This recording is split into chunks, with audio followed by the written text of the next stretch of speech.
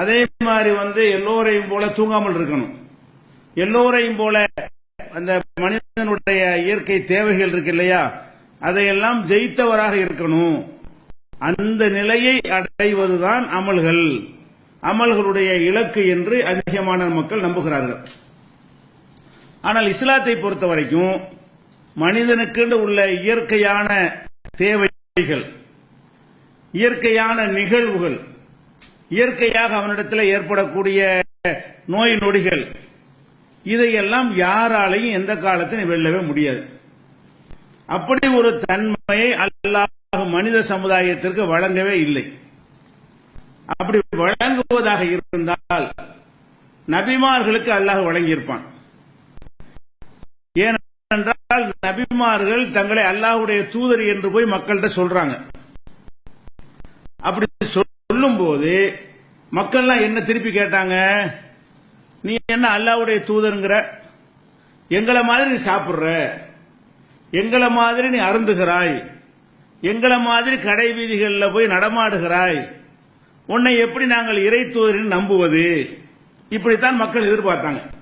இப்ப நபிகள் நாயகம் ஸல்லல்லாஹு அலைஹி வஸல்லம் அவங்களா இருந்தாலும், அவங்களுக்கு முன்னால் அனுப்பப்பட்ட நபிமார்களா இருந்தாலும் மக்கள்கிட்ட எப்படி இருந்தாங்கன்னா மனிதராக தான் இருந்தாங்க. எல்லா வகைகளையும் மனிதர்கள் என்கிற நிலையிலிருந்து கொஞ்சம் கூட வித்தியாசப்பட்ட படைப்பாக, ஒரு தனி படைப்பாக அவர்கள் மக்கள் மத்தியில காட்சி தரவில்லை. அப்படி அவர்கள் படைக்கப்படவும் இல்லை. அப்ப எல்லாருமே என்ன சொன்னாங்கன்னா, மாலி ஹாதர் ரசூல், இவர் என்ன ரசூல், யகுலு தாம், உணவை உண்கிறார், அது மாதிரி எம்சி பில் அஸ்வாக், கடை வீதிகளிலே நடமாடுகிறார், இவர் எப்படி தூதராக இருப்பார் அப்படின்னு மக்கள் கேட்கிறாங்க.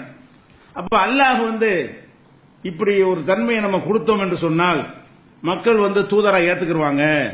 நபி அனுப்பும் போது சாப்பிடாதவராக அல்ல அனுப்பியிருந்தான்னு வைங்க, அப்ப அந்த மக்கள் ஏத்துக்குருவாங்க. குடிக்காதவராக ஒருத்தர் அனுப்பினார்னு வைங்க, பாத்தீங்களா அவர் குடிக்கல, நம்ம குடிக்கிறோம், நம்ம சாப்பிடுறோம் அவர் சாப்பிடாம இருக்காரு, நம்ம தூங்குறோம் அவர் தூங்காம இருக்காரு, அப்ப நம்ம அல்லாஹ்வுடைய தூதர்னு ஏத்துக்கிறலாம் என்ற மாதிரியான ஒரு நம்பிக்கை எளிதாக மக்களுக்கு ஏற்பட்டு விடும். ஆனா அல்லாஹ் என்ன செய்யறான்னு கேட்டா அதை ஒத்துக்கிற மாட்டேங்கிறான். இப்படித்தான் அனுப்புவோம், இப்படித்தான் மனுஷன்டா, இப்படித்தான் இறை தூதர்களை அனுப்புவதாக இருந்தாலும் அந்த தூதர்களுக்கு கொஞ்சம் மனிதத்தன்மையில வித்தியாசமாக இருந்தால், மக்கள் நம்புவதற்கு அது உதவியாக இருந்தாலும் அல்லாஹ் ஒரு தூதரையும் இப்படி அனுப்பவே இல்லை. திருமறை குர்ஆன்ல சொல்லி காட்டுகிறான், வமா ஜஅல்நாஹும் ஜஸதன் லா யகுலுன தாம், எந்த ஒரு இறை தூதரையும் உணவு உண்ணுகிற உடலை பெற்றவர்களாகத்தான் படைத்திருக்கிறோம், உணவு உட்கொள்ளாத உடல் அமைப்பு கொண்டவர்களாக ஒரு தூதரையும் நாம் அனுப்பியது இல்லை.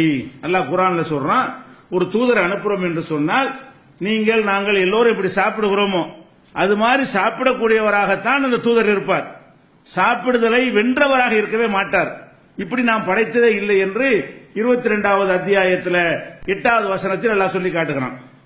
அதே மாதிரி மக்களும் என்ன சொல்றாங்க, மாஹாதா இல்லா பஷரும் மிஸ்லுக்கும், இவர் உங்களை மாதிரி ஒரு மனிதர், இந்த தூதர் உங்கள்கிட்ட சொல்லிட்டு இருக்கிறாரு, இவர் உங்களை மாதிரி ஒரு மனிதர், யகுலு மிம்மா தாக்குலூன், நீங்கள் உண்ணுவதை அவர் உண்ணுகிறார், ஓ யஷ்ரபு மிம்மா தஷ்ரபூன், நீங்கள் அருந்துவதைத்தான் அவரும் அருந்துகிறார், அப்ப என்ன இவர் தூதர் அப்படின்னு மக்கள் கேட்கிறாங்க.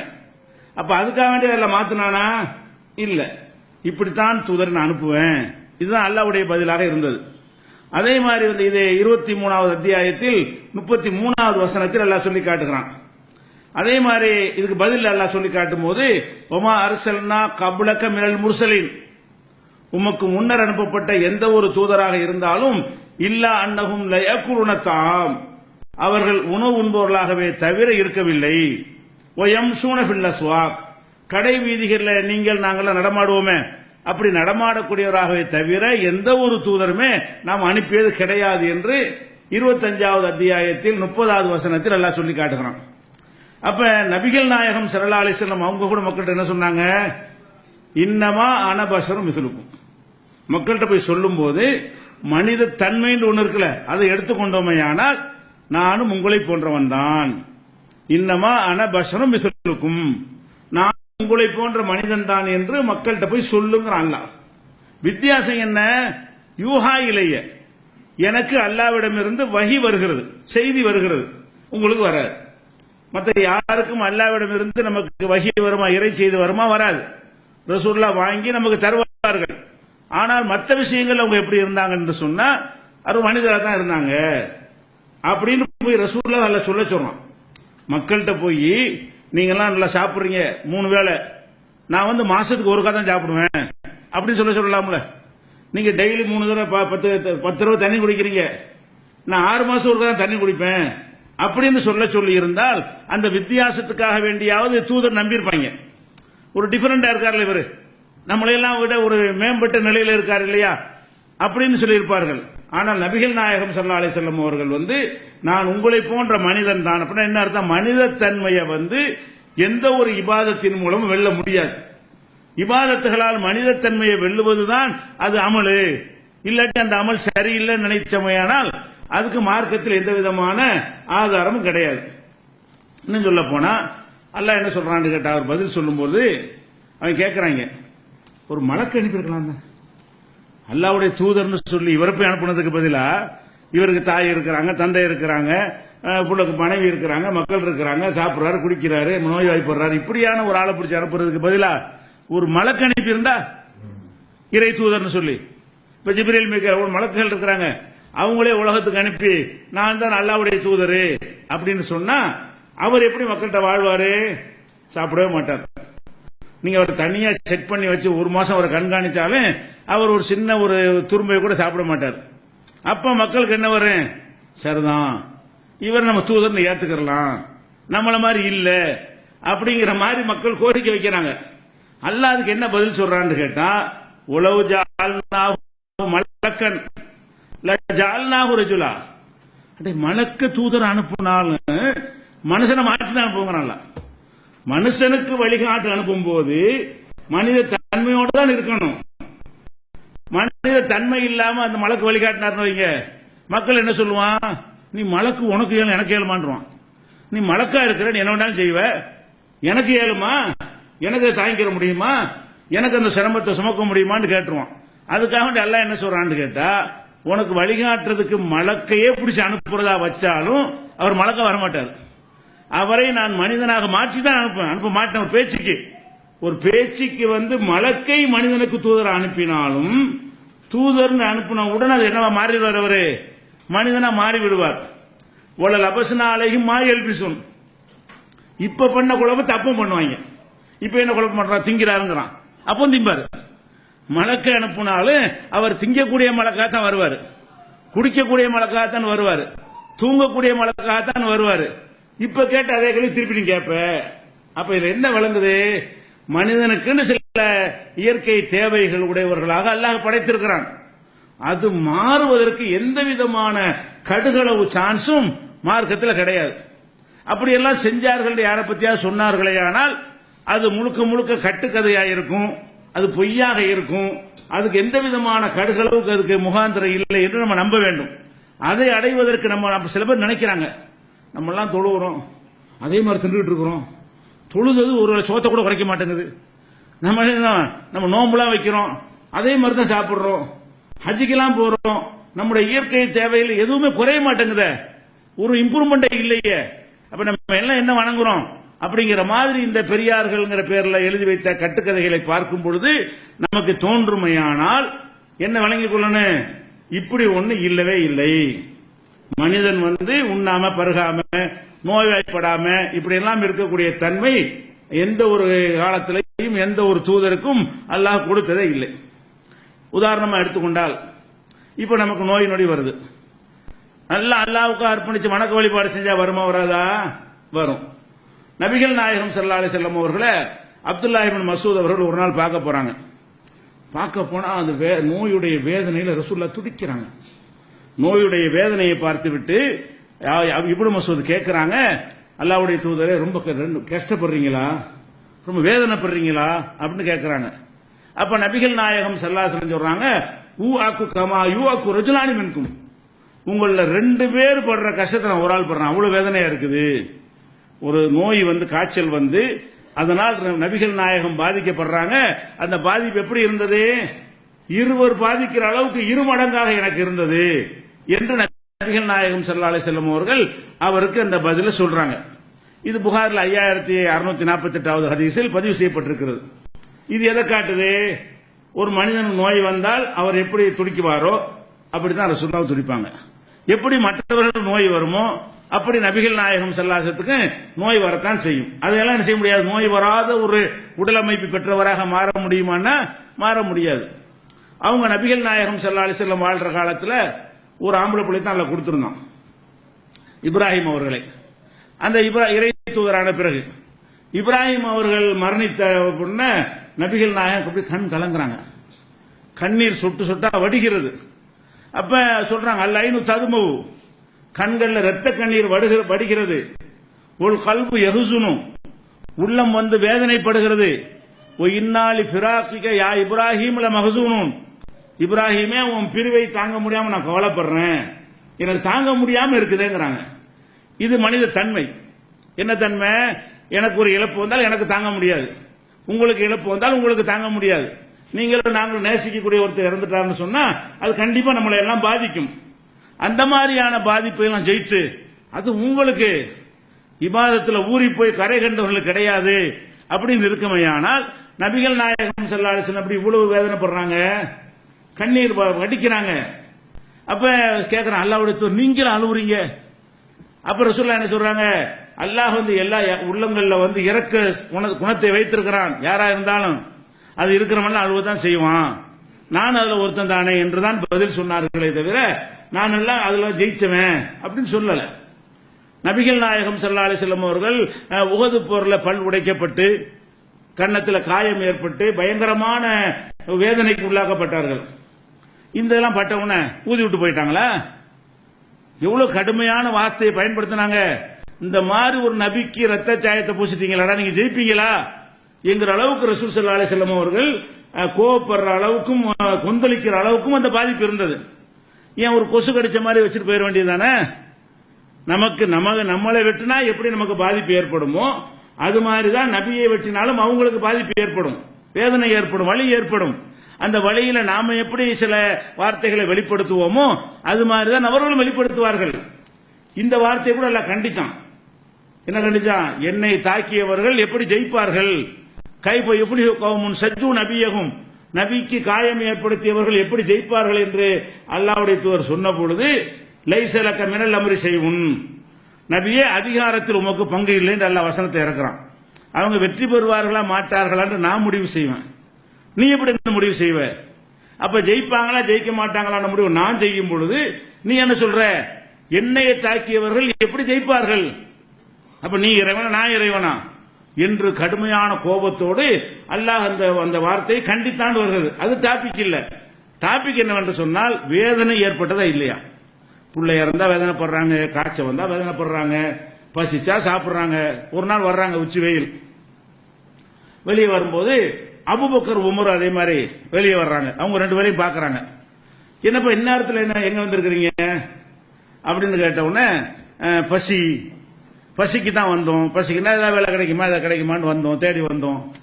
அப்ப ரசூல் ஸல்லல்லாஹு அலைஹி வஸல்லம் சொல்றாங்க, நீங்க எதுக்கு வந்திருக்கீங்க? அதுக்கு நானும் வந்திருக்கிறேன், எனக்கும் பசி தான் அப்படின்னு சொல்லி ரசூல் ஸல்லல்லாஹு அலைஹி வஸல்லம் செய்றாங்க. பசிச்சு வெளியே வர்றாங்க. பசித்து வீட்டில் தாங்க முடியாத ஒரு அளவுக்கு தாங்கி கொண்டார்கள். தாங்க முடியாத நிலை வரும்போது என்ன செய்யறாங்க? பசிக்கு வெளியே போனால் ஏதாவது உணவு கிடைக்குமான்னு வர்றாங்க. அதே நோக்கத்துக்காக வேண்டி அபூபக்கர் உமரும் நிற்கிறாங்க. சரி வாங்க, ஒரு அன்சாரி தோழர் இருக்காரு, அவர் ஒரு தோட்டம் ஒன்று வச்சிருக்காரு, அவர் வர சொல்லிருப்பாரு நினைக்கிறேன். ரசூலா போக மாட்டாங்க, இதுல யாசகம் மாதிரி வந்துடும். அப்ப நம்ம அந்த தோழரை போய் பார்க்க போவோம் அப்படிங்கிறதுக்காக வேண்டி ரசூல் ஸல்லல்லாஹு அலைஹி வஸல்லம் அவர் விருந்துக்கு வாங்கன்னு கூப்பிட்டுருக்காரு. அதுக்காக வேண்டி ரசூல் ஸல்லல்லாஹு அலைஹி வஸல்லம் பசி வந்த உடனே அந்த பசியை கவனத்தில் கொண்டு புறப்பட்டு போறாங்க. அபூபக்கர் உமரோட போனா, வீட்டுக்கு போனா அவர் வெளியே போயிட்டாரு. அவங்க ஒய்ஃப் மனைவி தான் இருக்கிறாங்க. எங்க உங்க வீட்டுக்காரர் எங்க? அவர் வெளியே போயிட்டார், நீங்க இருங்க அப்படின்னு சொன்ன கொஞ்ச நேரத்தில் வந்துடுறாரு. வந்து நபிகள் நாயகம் ஸல்லல்லாஹு அலைஹி வஸல்லம் பார்த்த உடனே இந்த மாதிரி ஒரு கண்ணியமான விருந்தாளிகளை அல்லாஹ் எனக்கு இப்ப தந்திருக்கிறான், நீங்க எல்லாம் எனக்கு விருந்துக்கு வந்தது சாதாரண விஷயமா என்று சொல்லிவிட்டு உடனே வேகமாக போய் மரத்தில் இருந்து பேரிச்சம் குலையை எடுத்துக்கிட்டு வர்றாரு. அது நல்ல கனிஞ்சு போன கனிகள் இருக்கிறது, செங்காய் இருக்கிறது, ஒரு அரைப்பழமா இருக்கும்ல, அது எல்லாம் கொத்துல அப்படி இருக்கும். அப்படி கொண்டு வந்து இதை சாப்பிடுங்க முதல்ல அப்படின்னு சொல்லி கத்தி எடுத்துக்கிட்டு ஆட்டை இருக்கிறதுக்கு போறாரு. நிறைய ஆடுகள்லாம் அவர்கிட்ட இருக்குது. அப்ப ரசூல் ஸல்லல்லாஹு என்ன செய்யறாங்க, நீ ஆட்டு இருக்க போற, நல்ல பால் கறக்குற ஆட்டுக்குன்னு அறுத்து விடாத, அது உங்களுக்கு யூஸ் ஆகும், சாதாரண ஆட்டை பார்த்து அறுத்துட்டு வாப்பாங்கிறாங்க. கத்தி எடுத்துன்னு விளங்கிட்டாங்க, இவர் விருந்துக்காக ஆட்டு இருக்க தான் போறாருன்னு சொல்லி. அப்ப அவர் போய் என்ன செய்யறாரு, ஒரு ஆட்டை பிடிச்சிருந்து அறுத்து ரசூலுல்லாஹ்க்கு விருந்தை கொடுக்குறாரு. ஒரு ஆட்டை வந்து ரசூலுல்லாஹ் சாப்பிட்டு இருக்காங்க, அபூபக்கர் உமர் சாப்பிட்டு இருக்காங்க, அந்த குடும்பம் இவ்வளவுதான், இவ்வளவு பேருக்கு ஒரு ஆட்டை எடுத்து கொடுத்துருக்காங்க. அப்ப நல்லா சாப்பிட்டு ரசூலுல்லாஹ் சொல்றாங்க, இந்த இந்த அருட்கொடைக்காகவும் அல்லாஹ்விடத்தில் நீங்க விசாரிக்கப்படுவீர்கள் அப்படின்னு சொல்லிவிட்டு அவங்க புறப்படுறாங்க. அப்ப இதுல எதுக்கு இதை சொல்றோம்னு கேட்டா, அல்லாஹ்வுடைய தூதர் தானே, அவங்களாம் பசியில ஒரு மேட்ரா, பசிக்காம பசியா இருந்தா அப்படி இருந்துருவாங்க, எத்தனை நாளைக்கு இருந்துருவாங்க, அதெல்லாம் கிடையாது. பசியை நமக்கு தாங்க முடியாட்டு என்ன செய்வோம், இருக்கலாம் உருட்டி கட்டி பாப்போம், வீட்டுல ஒண்ணும் இல்லையா, வெளியே ஏதாவது கிடைக்குமான்னு போவோமா இல்லையா. அப்ப நீங்க நாங்கள்லாம் எப்படி ஒரு பசி ஏற்பட்டால் அதை தனித்துக் கொள்வதற்காக வேண்டி பாடுபடுகிறோமோ, வெளியே சென்று அதை தேடுகிறோமோ, அப்படி தேடக்கூடிய தன்மை தானே அல்லாஹ்வுடைய ரசூலுக்கு இருந்திருக்குது, அபூபக்கருக்கு அதானே இருந்திருக்கிறது, உமருக்கு அதானே இருந்திருக்கிறது, 3 பேர் தானே போறாங்க அந்த மாதிரி. அப்ப இந்த மாதிரியான அடிப்படையில் தான் நபிகள் நாயகத்தினுடைய வாழ்க்கை இருந்தது, எல்லா நல்லடியார்களுடைய வாழ்க்கையும் இருந்தது. ஆனால் இதில் அமல்ங்கிற பேர்ல என்ன செஞ்சிருக்கிறாங்க தெரியுமா, இந்த தப்லீக் தாலீம் அமல் சிறப்பு இருக்கு இல்லையா, அதை எடுத்து பாத்தீங்கன்னு சொன்னா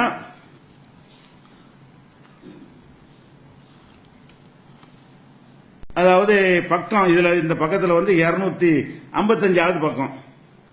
இதுல அப்துல் வஹாப் ஷாரானி அப்படின்னு ஒரு பெரியார், இவர் யாருன்னு உங்களுக்கு தெரியும், ஷாரானின்னு யாருன்னு உங்களுக்கு என்ன தெரியும், இவர் தான் இந்த அவுடியா கதையெல்லாம் எழுதி வச்சாரு.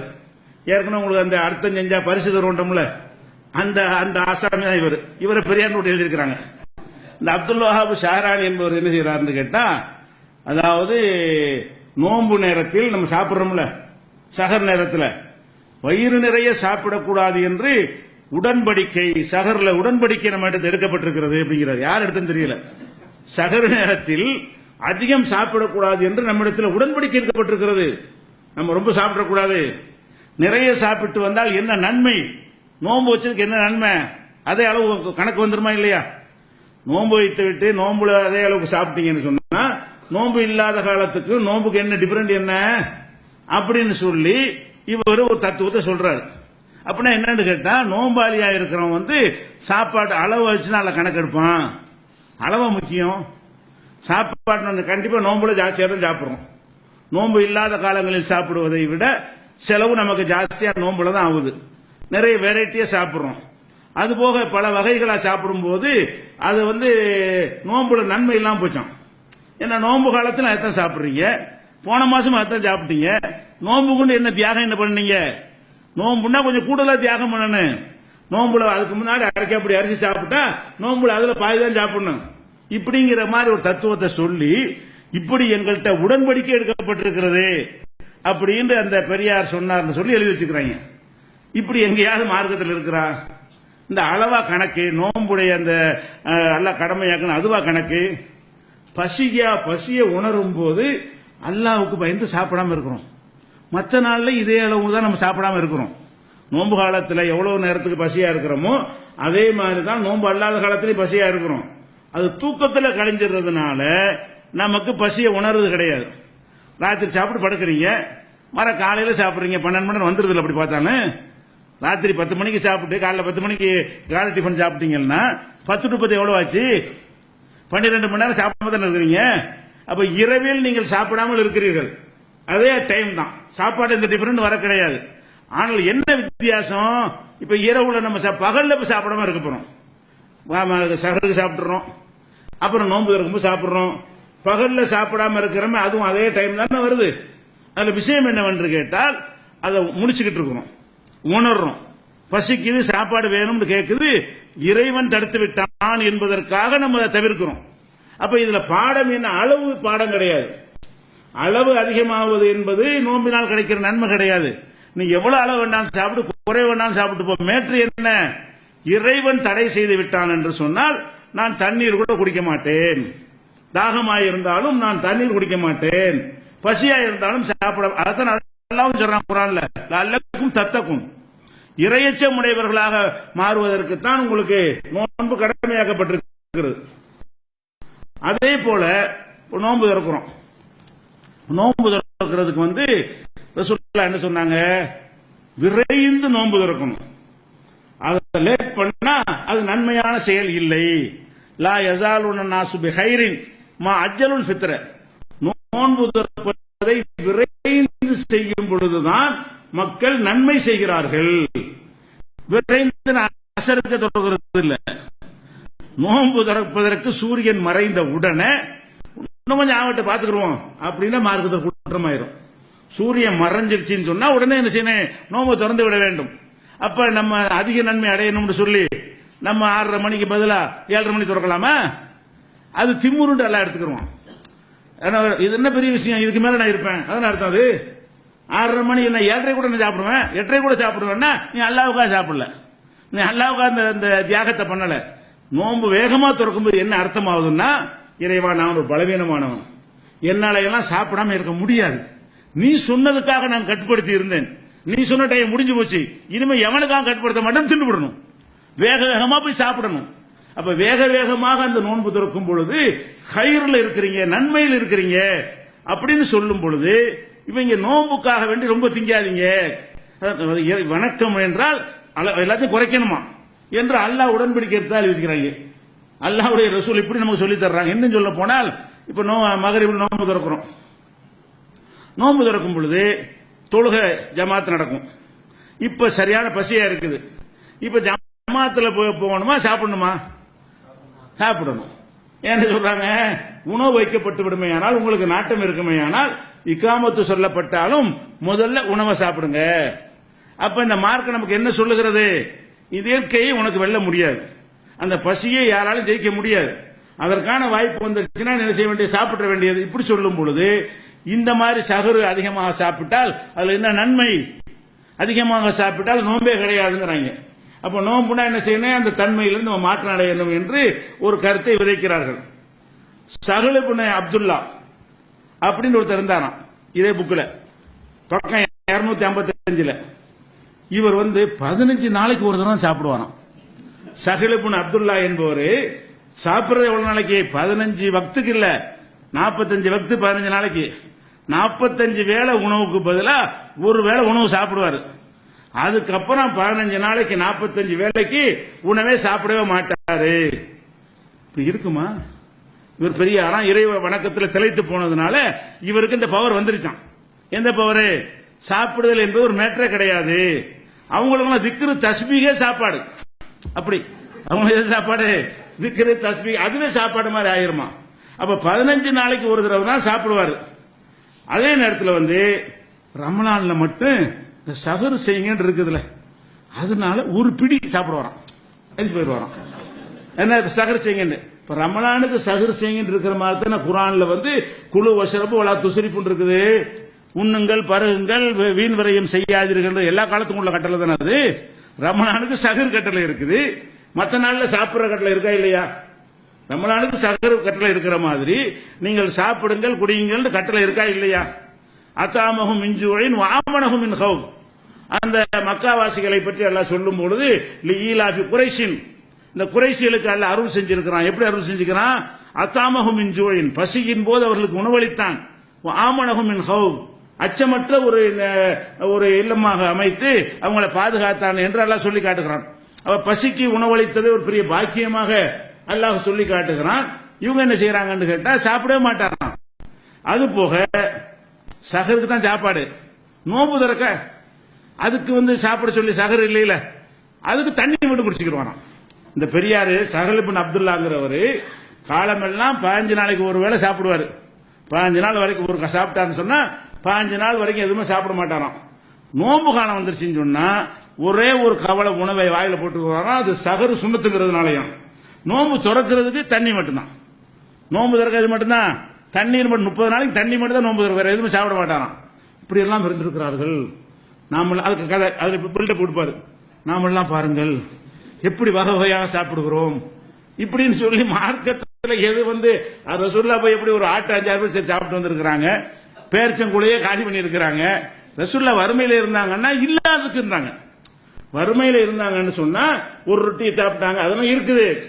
எல்லா சகாபி இப்படி இருந்தாங்களா? வசதி உள்ள சகாபாக்கள் நல்லா சாப்பிடத்தான் செஞ்சார்கள். ரசூலுல்லாஹ்வுடைய பொதுவான வாழ்க்கையில கஷ்டப்பட்டார்கள் என்று சொன்னால் அவங்களுடைய வருமானம் அவ்வளவுதான், இருக்கிறதை கொண்டுதான் வாழ முடியும், பிச்சை கேட்க முடியாது. அதனால அவர்கள் குறைவாக சாப்பிட்டு இருக்கிறாங்க. ஒருவேளை சாப்பாடு மறுவேளைக்கு இல்ல, வீட்டுக்கு டெய்லி கேட்கத்தானே செய்யறாங்க. வருவாங்க வீட்டுக்கு, ஹல் இந்தக்கும் செய்வுன், சாப்பிட ஏதாவது இருக்குதா கேட்பாங்க. மனைவிமார்கள் இருக்குன்னு சொன்னா ஒன்னாந்து வைங்கம்பாங்க, இல்லைன்னு சொன்னா அப்ப நோம்பா இருந்துக்கிறேன். காலையில சுப்பு தொழுதுட்டு வந்தார்களே ஆனால் ஏதாவது இருக்குதான்னு கேட்பாங்க. இருக்குன்னு சொன்னா சாப்பிடுவாங்களாம், இல்லைன்னா நோம்பா வேஸ்ட் தானே, நோம்பா இருந்துக்கிறோம்ன்றாங்க. அப்ப கேட்கத்தானே வர்றாங்க, வீட்டுல ஏதாவது இருக்கான்னு தானே தேடி இருக்கிறாங்க, இல்லைங்கிறது தான் நோம்பு வச்சிருக்காங்க. அப்ப ரசூல் ஸல்லல்லாஹு அலைஹி வஸல்லம் வறுமையா இருந்ததெல்லாம் உண்மை. ஆனால் அதெல்லாம் எதனால என்று கேட்டா அவங்கள்ட்ட இல்ல, அவங்கள்ட்ட அந்த உணவு வசதி போக்குவரத்து இல்லாத காரணத்தினால் ஒரு தண்ணியை மட்டும் குடித்துக் கொண்டு பேரிச்சம்பழத்தை சாப்பிட்டுக் கொண்டு அது மாதிரி எல்லாம் மாவை உருட்டி பிசைஞ்சு அதை சாப்பிட்டுக் கொண்டு இதெல்லாம் இருந்தார்கள் என்பது அது உண்டு. அப்படி ஒரு நிலையை அல்லாஹ் நம்ம வறுமையில் ஆக்கிவிட்டால் வறுமைக்காண்டி நீங்கள் அப்படி இருந்தால் குற்றமில்லை என்ற உள்ளது அவ்வளவுதான் அப்படின்னு சொல்லி வாழ்ந்து அது குற்றம் இல்லை. ஆன்மீகத்தின் பெயரால் அது ஒரு அமல் மாதிரி ஆக்குனா குறைக்கணும், அது நல்லது, ரொம்ப திங்கக்கூடாது அப்படின்னு சொல்வார்களே. ஆனால் அதுக்கு எந்த ஹதீஸில் ஆதாரம் இருக்குது? இல்ல. இன்னும் சொல்ல போனால் பக்கம் 261 ஒரு பயானே பண்றாரு, நோன்பு துறக்கும் போது ரொம்ப சாப்பிடக்கூடாது அப்படின்னு சொல்லி இந்த புஸ்தகத்தில் பக்கம் 261 எடுத்துக்கிட்டீங்கன்னா நோன்பு துறக்கும் பொழுது நம்ம என்னென்னலாம் சாப்பிடுறோம், இப்படி எல்லாம் இது பண்றோம், முஸ்தீப் எடுக்கிறோம், இப்படி இப்படிலாம் போட்டு என்ன செய்யறாரு அந்த பண்ணி நீங்க இந்த பெரியார்களெல்லாம் ஆதாரம் காட்டி நோன்பு திறக்கும் போது நீங்க அதிகம் சாப்பிட்றாதீங்க, சாப்பாட்டை குறைங்க அப்படின்னு. அதே மாதிரி பக்கம் 262 இதே புக்கில் பிஷ்ருல் ஹாபின்னு ஒருத்தர் இருந்தாராம். எப்படிப்பட்ட கிறுக்கு பேரெல்லாம் இருந்திருக்கான்னு வாங்கிங்களேன். என்ன செஞ்சிருக்காருன்றா, குளிர்காலம் வரும்ல, குளிர்காலம் வந்தவொடனே அந்த குளிருக்குள்ள சட்டெல்லாம் வேணும்னு கழட்டி போட்டு வரோம். குளிர்ல நடுங்கணும், குளிர தாங்கணும், குளிர ஜெயிக்கணும்னு சொல்லி அந்த சட்டைகளை குளிர் சட்டை போடுறது குளிரை தடுக்கிறதுக்கு தான். இவர் என்ன செய்வாராம், குளிர்காலம் வந்த உடனே குளிருக்கு உள்ள ட்ரெஸ் எல்லாம் கழட்டி போட்டுட்டு அந்த பணியில விடவிடத்து நின்றுகிட்டு இதான் அல்லாவுக்கு செய்யற தியாகம்னு செய்வாராம். அல்லாவுக்காக வணக்கம் செய்யற விதம் எப்படின்னு கேட்டா குளிர்காலத்தில் இந்த மாதிரி இருக்கிறது. ஆனால் அல்லாஹ் என்ன சொல்றான், மூசா நபி மனைவியை கூட்டிட்டு போறாங்க, கல்யாணம் பண்ணி அவன் மனைவி அழைச்சிட்டு போகும் பொழுது அவன் சரியான குளிர்ல குடும்பத்தான நடுங்குறாங்க. ஒரு மலையில ஒரு நெருப்பு மாதிரி தெரிகிறது. மூசா நபி என்ன செய்யறாங்க, மனைவிட்ட இன்னி ஆனஸ்து நாரன், அங்க ஒரு நெருப்பு தெரிகிறது, நீங்க இங்கே இருங்க, அதுல இருந்து ஒரு தீப்பந்தத்தை எடுத்துட்டு வர்றேன், நம்ம குளிர் காயுவோம். இந்த குளிரை தப்பித்துக் கொள்வதற்காக வேண்டி எவ்வளவு முஸ்லீம் எடுக்கிறாங்க, பின்னாடி விட்டு போய் அங்கேருந்து நெருப்பு பந்தம் வருதான்னு பார்த்து அதில் ஒரு தீப்பந்தத்தை எடுத்து வர்றேன். நம்ம அந்த கால தீப்பந்தம் கிடையாதுல, நெருப்பு வேணும்னா எங்கேயாச்சும் நெருப்பை எடுத்துட்டு கொளுத்தினா தான் நெருப்பு கிடைக்கும். அப்ப தீப்பந்தத்தை நான் எடுத்து வருகிறேன் என்று சொல்லி மூசா நபி போனார்கள் குர்ஆன்ல அல்லாஹ் சொல்லி காட்டுறான். இது எதை காட்டுது, குளிர்னா குளிர்ல இருந்து நம்ம காப்பாத்திக்கிறேன்னு. இன்னும் அல்லாஹ் குர்ஆன்ல சொல்லி காட்டுறான், சராபில தகிக்குமுல் ஹர்ர, உங்களுக்கு வெப்பத்தை தாங்குகிற ஆடைகளை வழங்கி இருக்கிறோம் அல்லாஹ் சொல்றான். வெப்பம் வந்துச்சுன்னா அதை தாங்குகிற ஆடை, குளிர் வந்தால் குளிரை தாங்குகிற ஆடை எல்லாம் உங்களுக்கு நாம் வழங்கி இருக்கிறோம் அப்படின்னு அதை ஒரு பெரிய பாக்கியமாக அல்லாஹ் சொல்லி காட்டுகிறான். பெரியார்கள் என்ன செய்யறாங்கன்னு கேட்டா மனித இயல்பை மீறுற விஷயம் இது. குளிர் வந்தால் போத்துதான் இயல்பு, குளிர் தாங்க முடியாத குளிர் வறுமையானால் இருக்கிற ட்ரெஸ்ஸுக்கு மேல ஒரு போர்வையை போத்திக்கிட்டான்னா மனுஷன், இருக்கிறதையும் கூட கழட்டி போட்டு எரிஞ்சிட்டு சட்டை கழட்டி உட்கார்ந்துருந்தாண்டே மனுஷனாயவன். அப்ப மனித தன்மைக்கு அப்பாற்பட்ட ஒரு நிலைமை பெரியார்களுக்கு வரும் என்ன அர்த்தம், மனித தன்மைக்கு அப்பாற்பட்ட ஒரு நிலையை பெரியார்கள் அடைவார்கள் என்று சொன்னால் இப்படி எல்லாம் இருக்கவே இல்லை. ரசூல் ஸல்லல்லாஹு அலைஹி வஸல்லத்துக்கு இரண்டாவது வந்த வஹியே என்ன, யா அய்யுஹல் முஸம்மில், போர்வை போத்தி கொண்டிருப்பவரேன்னு கூப்பிடுறான்ல. விடவிடத்து போய் ரசூலுல்லாஹ் போர்வை போத்திட்டு இருக்கும் பொழுது அல்லாஹ் எப்படி கூப்பிடுறான், யா அய்யுஹல் முஸம்மில், போர்வை போத்தி கொண்டிருப்பவரே. அப்ப போர்வை போத்துறதே அது ஒரு கண்டிக்கத்தக்க ஒரு செயலாக அல்லாஹ் சொல்லி காட்டுறான். அப்ப அல்லாஹ்வுடைய ரசூல் ஆன பிறகு அவர்களும் நடுங்கி போய் என்ன செய்யறாங்க, போர்வை சம்மிலூனி என்னை போர்த்துங்கள் என்று சொல்லின ஹதீஜா நாயகி அவர்கள் போர்த்தி விட்டார்கள் என்றெல்லாம் புகாரில ஹதீஸ் இருக்கிறது, இன்னும் பல நூல்கள் இருக்கிறது.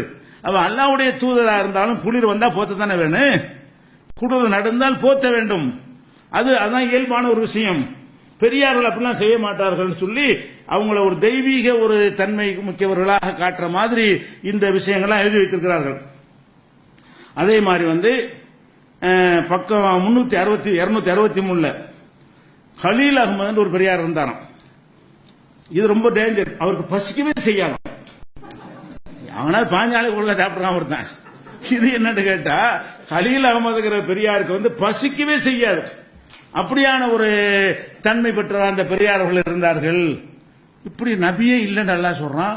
பசிக்காத உடலை கொண்டவர்களாக யாரையும் நாம் படைத்ததே இல்லைன்னு அல்லாஹ் சொல்றான். இறை தூதர்கள்ட்ட அதைத்தான் மக்கள் எதிர்பார்த்தாங்க. எதிர்பார்த்தாலும் நீ சொன்ன மாதிரி படைக்க மாட்டேன், மனுஷத்தன்மையை மாற்றி படைக்க முடியாது என்று அல்லாஹ் சொல்லிவிட்டான். இவருக்கு பசிக்கவே செய்யாது. இந்த மாதிரியான ஒரு தன்மை. சகர் இஃப்தாருக்கு மட்டும் என்ன செய்வாரா, நோன்பு வருதுல 1.5 ரொட்டி தான் சாப்பிடுறாராம். ஒரு ரொட்டி ஒரு பாதி ரொட்டி, அதுதான் சகருக்கு இஃப்தாருக்கு சேர்த்து முக்கால் ரொட்டி நினைக்கிறப்ப 1.5 ரொட்டியைத்தான் சகருக்கும் இஃப்தாருக்கும் பயன்படுத்திக் கொள்வார்கள். அது முரண். பசிக்கவே செய்யாது, அப்புறம் 1.5 ரொட்டி எதுக்கு அப்படி எழுதி வச்சுக்கிறாங்க. இதெல்லாம் எதுக்கு கேட்டா அது அவர்கள் ஒரு இமேஜ் உண்டாக்குறது. நம்ம இது மாதிரி அவரெல்லாம் இருந்தார்கள், இப்படி எல்லாம் நீங்கள் இருக்கிறீர்களா இப்படிங்கிற மாதிரி சொல்லி நம்ம செய்யற அமல் எல்லாம் ஒன்னும் சரியில்லைங்கிற மாதிரி, தப்பான அமல் மாதிரி, இந்த அமல்லாம் அல்லாட்ட ஏற்றுக்கொள்ளப்படாத மாதிரி நமக்கு ஒரு ஒரு பயங்காட்டி விடுற காட்சி பார்க்கணும். அதே மாதிரி பக்கம் 263 ஷாஹ் அப்துல் ரஹீம் அப்படின்னு ஒரு பெரியார் இருந்தாராம். இவர் என்ன செய்வாரான்னு கேட்டா சஹர் இஃப்தாருக்கு மட்டும் பால் இல்லாத சுலைமானி தேநீர் இருக்குல்ல அதான் குடிப்பாராம். சஹருக்கு எந்திரிப்பாராம், ஒரு டிக்காசன் ஒரு சாயா குடிச்சிட்டு படுத்துட்டு வரோம். அதான் சஹர் உணவு. காலைல நோன்பு திறக்கிறதுக்கு அது டிக்காசன் தான். சுண்ணத்தே முதல்ல என்ன இருக்கு, பேரிச்சம்பழம் இல்லாட்டி தண்ணின்னு இருக்கு. அது கூட தெரியல இருந்தாலும் பேரிச்சம்பழத்தை கொண்டு நோன்பு தரங்க, அது கிடைக்காவிட்டால் தண்ணீரை கொண்டு தரங்க ஹதீஸ் தெளிவா இருக்கிறது. இவருக்கு வந்து வித்தியாசமான படைப்பா இருந்ததுனால இவர் நினைஞ்சிருக்காருன்னு கேட்டா சஹருக்கு மற்ற நேரத்தில் சாப்பிட மாட்டார் போல இருக்கு. சஹருக்கு வந்து ஒரு வெறும் டீம்பாங்கல்ல கடும் கசாயம், அந்த கசாயம் டீயையும் நோம்பு திறக்கும் இப்படி சாப்பிடுறாருன்னா மற்ற நாள்ல அதுவும் இல்லைன்னு வழங்குது. இப்ப நோம்புக்காக தான் செஞ்சிருக்காரு. மீதி 11 மாசமும் சாப்பிட மாட்டேன் சொல்லப்படல.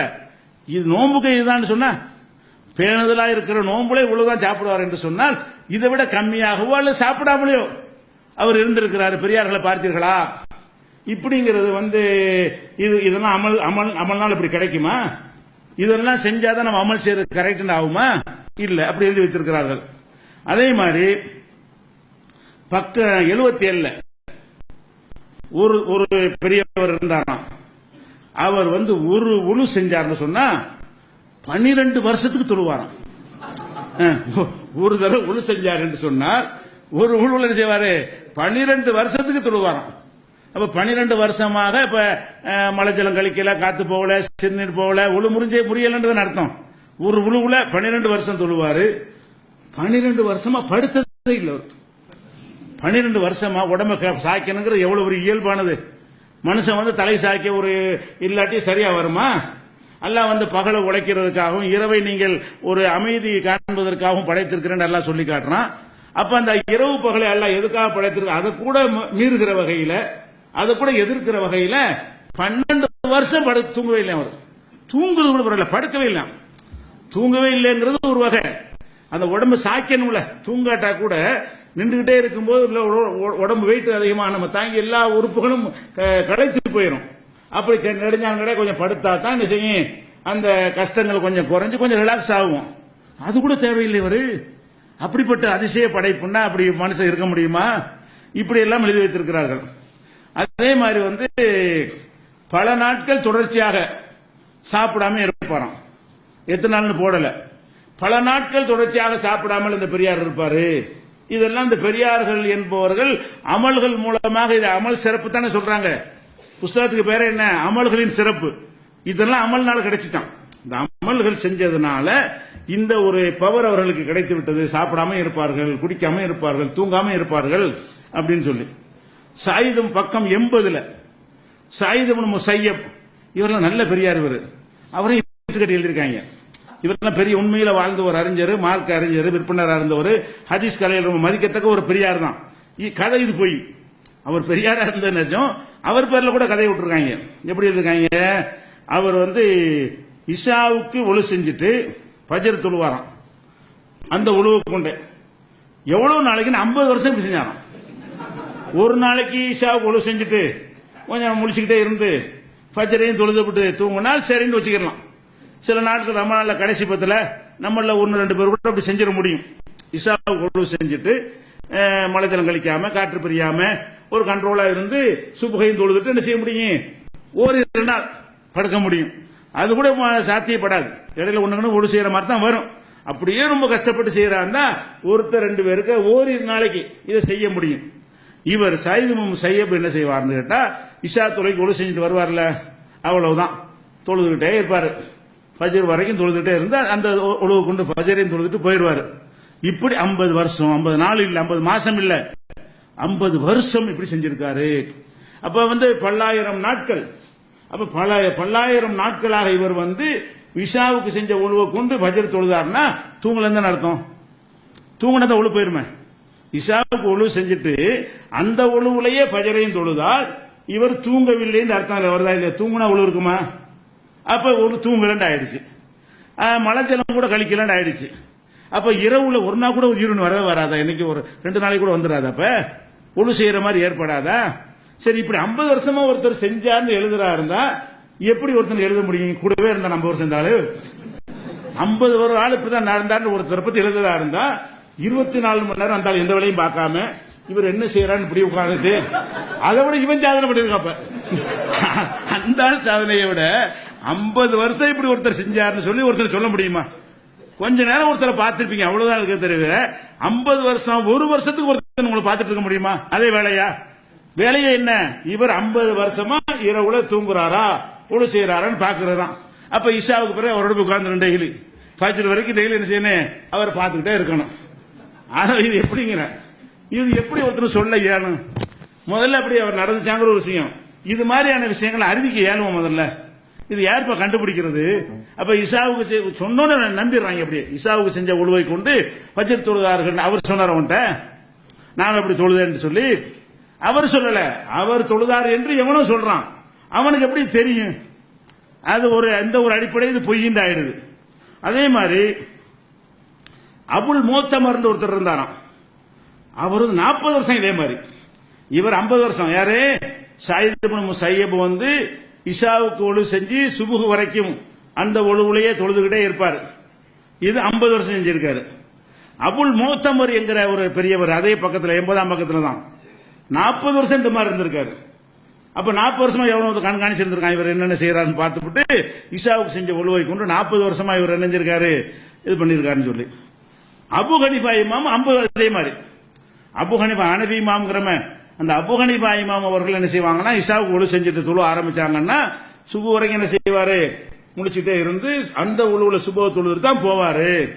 அப்படின்னா இவர் எப்படி இமாமா இருந்திருக்க முடியும்? என்ன ஆராய்ச்சி, எங்க போய் படிச்சாரு, எப்படி மார்க்கத்தை சொல்ல முடியும்? விடிய விடிய முடிச்சுட்டா பகல்ல தூக்கம் வந்துருமா இல்லையா? தூங்க முடிஞ்சா தான் இருந்திருக்க முடியும். அப்ப இதெல்லாம் பார்த்தோம்னு சொன்னா அவங்க மேல ஒரு இமேஜ் அப்படி ஏற்படுத்திருக்க வேண்டி, அதாவது தூங்காத விஷயம் அவர்களை பாதிக்காது நடத்தம். இதுக்கு என்ன அர்த்தம் என்றால், இதெல்லாம் ஒரு பெரிய மேட்டரே இல்ல. தூங்காட்டி இருக்க முடியாது. எங்களுக்கு 50 வருஷம் தூங்காம இருப்போம், 50 வருஷம் மழை ஜலம் கழிக்காம இருப்போம் இரவுல. அந்த மாதிரியான ஒரு தன்மை படைத்தவராக இவர்கள் இருந்தார்கள் என்று சொன்னா இது எப்படி இது அமலுக்கு சிறப்புக்கு சம்பந்தம் என்ன இருக்கு? அமல்களின் சிறப்புன்னு புத்தகம் போடுறீங்க, இதை உட்காந்து அல்லாஹ்வுடைய பள்ளியில உட்காந்து கட்டாயமா படிக்கிறீங்க, இதன் பக்கம் மக்களை வாங்கன்னு அழைக்கிறீங்க. அழைச்சிக்கிட்டு போய் தொழுகை அழைக்கிறான்னு போனா இந்த கதை தான். தொழுகை அழைக்கிறான்னு போனீங்கன்னா உங்க மூளையில எப்படி ஏத்திடுவாங்க? எப்படி அந்த பிரியார் அப்படி இந்த பிரியார் இப்படின்னு அப்படியே சிந்திக்கிற திறனை மழுங்க வச்சு இப்படி ஒரு போதை மாதிரி ஆகி அப்படி இருப்பாங்க. எல்லாரும் தப்லீக்ல போன ஆளுகளை பாத்தீங்கன்னு சொன்னா ஒரு சராசரி மனிதன் மாதிரி இருக்க மாட்டாங்க. இடியே உளிச்சுன்னு சொன்னா என்ன செய்வாங்க? பாபர் மசூதி இடிச்சிட்டான்னு சொன்னாலும் அப்படியா, சரி நல்லா பாத்துக்குவான், இப்படி இப்படி ஆக்கிடுறது. ஏன் அப்படித்தான் இவங்க காட்டுற பெரியாரெல்லாம் இருக்கிறாங்க. இந்த ஒட்டகம்லாம் ஆடு மண்ணெல்லாம் அறுக்கக்கூடாதான், அப்படியா, அது மாதிரி தான். என்ன எதுக்கு என்ன மாதிரி ரியாக்ஷன் வரணுமா இல்லையா?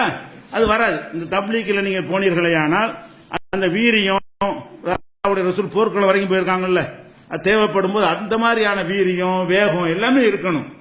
தீமையை கண்டு தடுக்கணுங்கிற விஷயம் எல்லாம் இயற்கையா வரணும். இவர்கள் அப்படியே நம்மளை மழுங்க வைக்கிற மாதிரியான கதைகளை சொல்லி சொல்லி தொழுகையின் சிறப்பு நோம்பின் சிறப்புன்னு ஆரம்பித்து கடைசியில் எங்க கொண்டு விடுவாங்கன்னு கேட்டா, நீ தொழுகிறது தொழுகை இல்ல, நீ வைக்கிற நோன்பு இல்ல, இதுதான் நோன்பு. எது? இந்த மாதிரி சகருக்கு வெறும் கிளாஸ் டீ தண்ணி குடிக்கிறது இருக்குல்ல, அது பிளேன் டீ குடிக்கிறது, அதான் நோன்புன்னு ஆக்கிடுவாங்க. இப்படி கதையை பார்க்கிறோம். அதே மாதிரி ஒரு பெரியார் இருந்தாராம், அதாவது ஒரு வாலிபர். அவர் என்ன செஞ்சாராம், கூலி வேலை செய்யக்கூடிய ஆளாம். அவரை கூலி வேலைக்கு கூட்டிட்டு வர்றாங்க, வீட்டுக்கு கூலி வேலைக்கு கூப்பிட்டு வந்தவொடனே வெளியே சாப்பிட்டு போப்பா அப்படின்னாங்களாம். இல்லை நான் நோன்பு வச்சிருக்கிறேன், அப்புறம் சாப்பிட்றேன். அப்புறமேல நோன்பு திறந்து வந்தாராம். சாப்பிட்டவொன்னே ரூமுக்கு போனாராம். உள்ள பக்கத்து உள்ள பொண்ணு இருந்துச்சான். பொண்ணு இந்த பெரியார் மூலம் சப்பானி பொண்ணாது, இந்த பெரியார் மூலமாக எனக்கு குணமாக்கணும்னு அந்த சப்பானி பொண்ணுக்கு என்ன ஆயிடுச்சான், குணமாயிடுச்சான். அவர் உள்ள இருந்து வெளியே சப்பானி பொண்ணு நடந்து வந்ததை பார்த்தோம், ஆஹா நம்ம ரகசியம் வெளிப்பட்டுருச்சுன்னு சொல்லி அப்படி காண போயிட்டார். ரூமுக்குள்ள இருந்தவர், ரூமுக்குள்ள இருந்தவர் போய் திறந்து பாக்குறாங்களா, ஆளை காணலையாம். அப்ப ஒரு மனிதன் உள்ள போயிட்டானா வெளியே வரக்கூடிய வழியில தான் வர முடியும். கண்ணை கோல் வச்சு கதவை ஓட்ட போட்டு அப்படியே வரணும். பூட்டின கதவு பூட்டினாப்புல இருக்கு, உள்ள போன ஆளை காணாமன்னு அர்த்தம். அப்ப இந்த பெரியார்கள் என்ன செய்வாங்க, ஒளி மாதிரி ஊடுருவி வெளியே வந்துருவாங்க, ஒளி மாதிரி உள்ள போயிருவாங்க. இந்த மாதிரி எல்லாம் கதை பக்கம் 76ஆம் பக்கத்தில் இருக்கிறது. அப்ப இதெல்லாம் நமக்கு என்ன சொல்லுதுன்னு கேட்டா, இந்த கதைகள் எல்லாம் அமல்கள்ல நம்ம கம்மியாக ஆக்கி, நம்ம செய்யற அமல்கள் அர்த்தமற்றதுன்னு ஆக்கி, இந்த லெவலுக்கு நீங்க அடைந்தால்தான் நீங்க அமல் செய்யறது ஆகும் என்கிற மாதிரியான ஒரு மூளை செலவை செய்கிற காட்சியை நம்ம பார்க்கிறோம். ஆனா அல்லாஹ் திருமறை எடுத்து பாத்தீங்கன்னு சொன்னா, பகல் இரவை பத்தி சொல்றான். ஒஜால்னா ஆயத்தன் நகாரி முகுசிறான், பகல் என்கிற அத்தாட்சியை பிரகாசமாக உங்களுக்கு ஆக்கியிருக்கிறோம். எதற்காக ஆக்கியிருக்கிறோம்? லி தபுதகு ஃபதலம் மிர் ரப்பிக்கும், உங்கள் இறைவன் அருளை தேடுவதற்காக அப்படி ஆக்கியிருக்கிறோம் அப்படிங்கிறான். கடல்ல கப்பல்லாம் மிதக்குதா இல்லையா, அப்படி மிதந்து செல்வதை நீங்கள் பார்க்கிறீர்கள். எதற்காக இந்த தன்மையை நான் கொடுத்துக்கிறேன் என்றால், லி தபுதகு மின் ஃபதலிஹி, அவனுடைய அருளை நீங்கள் தேடுவதற்காக நான் இதை வழங்கி இருக்கிறேன் அப்படி நல்லா சொல்றான். ஜும்மா தொழுகை நடக்குது, தொழுதோட ஓடுங்கிறான். இதா குலியத்தி ஸலாத்து, தொழுகை நிறைவேற்றப்பட்டு விட்டால் ஃபன்தஷிரு ஃபில் அர்லி, பூமியிலே பறந்து திரிந்து வபுத்தகு மின் ஃபதலில்லாஹ், அல்லாஹ்வுடைய அருளை தேடுங்க, சம்பாதிக்க போங்கிறான்.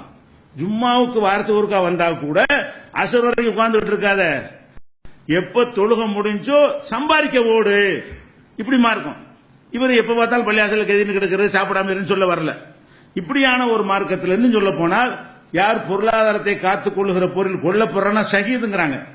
இந்த காசு பணம் அதெல்லாம் வேணாம் வேணாம் அப்படிதான் இருப்பேன் அப்படின்னு சொல்றாங்கல்ல, இந்த மாதிரியான ஒரு தன்மை படைத்தவர்களாக ஆக்கிதான் நம்மள என்ன செய்யறாங்க, தப்லீக்க கூப்பிடுறாங்க. இன்னும் சொல்ல போனா கடையை விட்டுலாம் ஒருத்தன் போறான், இப்ப கேளுங்களேன், ஏன் போறான்? தொழில் துறையெல்லாம் விட்டுவிட்டுங்க, வாங்க எல்லாம் பாத்துக்கிறோம்னு போயிடுறான். எதனால அப்படி போறான்? இந்த மாதிரி மூளை செலவு. அதெல்லாம் ஒன்றும் தேவையில்லைங்க, காசு பணம் தேவையில்லை. பெரியாரெல்லாம் இருக்கல, பேர் தண்ணி குடிச்சிட்டு இருக்கலையா, பல மாசம் சாப்பிடாம இருக்கலையா, நீங்க இப்படி இருக்க மாட்டீங்களா? இப்படின்ற மாதிரி நம்மளும் அப்படி என்னைக்கா ஒரு நாளைக்கு ஆயிருவோம். இந்த அஜர்த்து இந்த அதில் உள்ள ஷேகுமார்கள் சைத்தானுள்ள இருக்காங்க. பொதுமக்களை பொறுத்த வரைக்கும் நிஜமாக இப்படி ஆயிரும்னு நினைக்கிறாங்க. அதனால ஜிப்பா போட்டுக்கிட்டு ஒரு தனியான ஒரு கோலத்தில் எல்லாம் ஒரு தலப்பா சுத்திட்டு போறதுலாம் காரணம் என்ன? என்னைக்காவது ஒரு நாளைக்கு இந்த பெரியார் மாதிரி நம்மளும் ஆயிருவோம், அதை நோக்கி இப்ப நம்ம பயணம் போய்கிட்டே இருக்குது. இப்படிங்கிற மாதிரி ஒரு போதை ஏற்றி விட்ட காரணத்தினாலதான் உலகத்தையும் மறந்து விட்டு அப்படி தெரிகிற காட்சியை பார்க்கணும். உளவுத்துறை ரிப்போர்ட் கூட பல தடவை சொல்லியிருக்காங்க இல்லையா, தப்லீக் ஜமாத் கூட்டம் நடக்கும், என்னடா லட்சக்கணக்கில் கூடுறாங்க, என்னடா பேசிக்கிறாங்கன்னு சொல்லி உளவுத்துறை அனுப்பி பார்க்க சொல்றாங்க. அவங்க ரிப்போர்ட் அனுப்புறாங்க, இவர்களுக்கு நமக்கு பிரச்சனை இல்லை, இவங்க வானத்துக்கு மேல உள்ளதை பத்தி பேசுவாங்க, இல்லாட்டி பூமி கீழே உள்ளதை பத்தி பேசுவாங்க, இங்க உள்ள எந்த ஒரு மேட்டரும் அவங்களுக்கு பிரச்சனை கிடையாது. இந்த அளவுக்கு ஒரு சமுதாயத்தை உருவாக்குனது எது? இந்த புஸ்தகம் தான். இந்த அமல்களின் சிறப்புங்கிற இந்த ஒரு புஸ்தகமும் இதில் பெரியார்கள் என்று சொல்லப்படக்கூடிய கதைகளும் தான் இந்த மாதிரியான ஒரு அமைப்பை உருவாக்கி இருக்கிறது. ஆக அடிப்படையில் விளங்கிக் கொள்ள வேண்டிய விஷயம், எந்த ஒரு அமலை கொண்டும் ஒரு மனிதன் என்ன செய்ய முடியாது, அவனுடைய இயல்பு இருக்குல்ல அந்த தன்மையை ஜெயிக்க முடியாது, ஒரு காலத்திலே முடியவே முடியாது. அப்படி ஜெயித்ததாக சொல்வார்களே, ஆனால் அது பொய். அந்த நிலையை அடையணும் என்பதற்கு நம்ம அமல் செய்யவும் கூடாது. அடுத்ததாக இன்னொரு விஷயத்தையும் சொல்வார்கள். நம்முடைய வணக்க வழிபாடுகள்லாம் இருக்குதுல்ல, ரொம்ப பலவீனமான வணக்க வழிபாடா இருக்கு. தொழுகையில எவ்வளவு கணக்கு பாக்குறீங்க? அல்லாவுடைய ஞாபகம் வருதா? இல்ல, மறந்து போன கணக்கெல்லாம் தொழுகையில தான் வருது. இதையெல்லாம் சொல்லி பாத்தீங்களா? உங்க தொழுகையா தொழுகிறீங்க, தொழுகைனால் எப்படி எப்படி இரண்டரை கலந்துன்னு தெரியுமா, அந்த மாதிரி எப்படி பெரியார்கள்லாம் தொழுகிறாங்க தெரியுமா என்று சொல்லி அந்த அதை ஜெயிக்கலாம்னு சொல்றாங்க. ஒன்னு உடல் உபாதைகள் இயற்கை தேவைகளையும் ஜெயிச்சிடலாங்கிறாங்க. இன்னொன்னு என்னன்னு கேட்டா